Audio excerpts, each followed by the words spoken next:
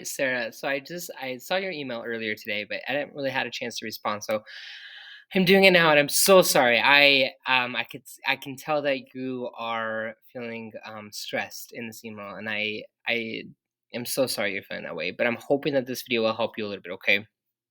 And so I'm just gonna focus on. Let me see if I can zoom in. Oh no, I can't. Okay, wait. Can I do it here? Okay.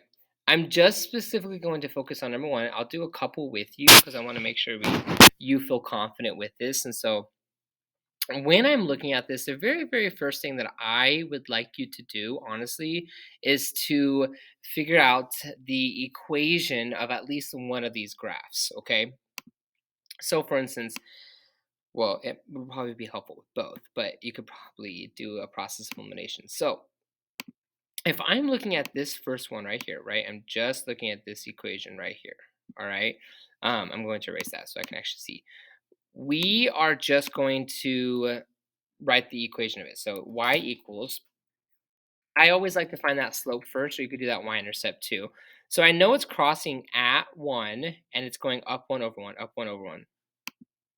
So because our slope is 1 over 1, I'm just going to go ahead and leave it as x, and then our y-intercept is at plus 1, all right? If you're still a little lost on how to write linear equations, or linear functions, I also added that into your email that I'm sending this with. So that's one of our equations.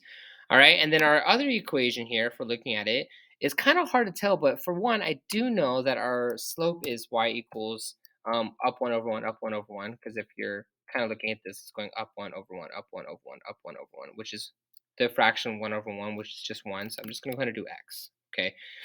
And then if our y-intercept, right, I can't really see what's going to cross, so we can just continue this line down. Down 1, left 1, down 1, left 1. And it looks like it's going to cross at about 3.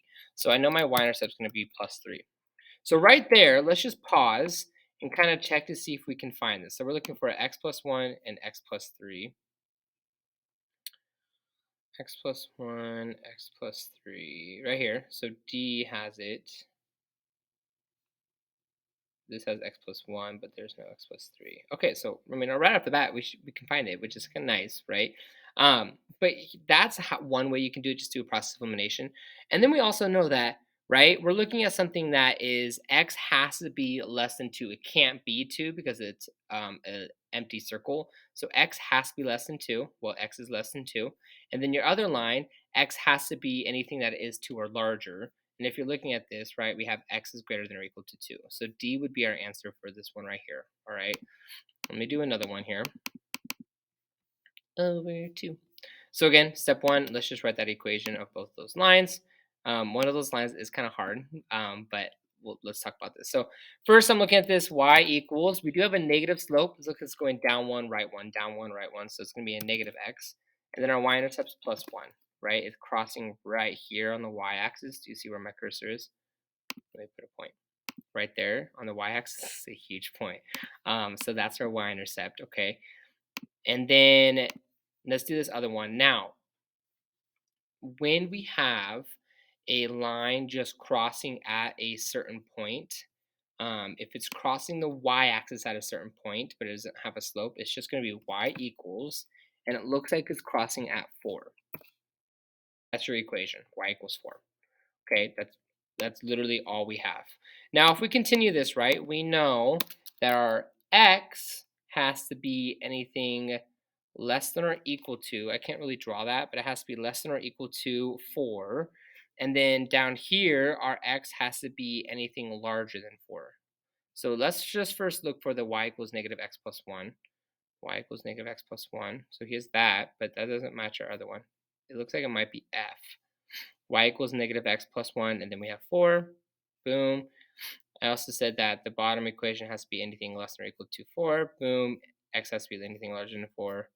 Boom. So this one would be F. Okay. I hope this is helping. So when it's crossing, right, if we extended out this line, I might run out of time. I'm trying not to. If we extended out this line here, it's going to cross right there, which means y equals 4. This one's crossing at y equals negative 4. Okay. This line's crossing at y equals 3. This line's crossing at y equals 3. Okay, does that help at all? Let me know if it doesn't. Thanks.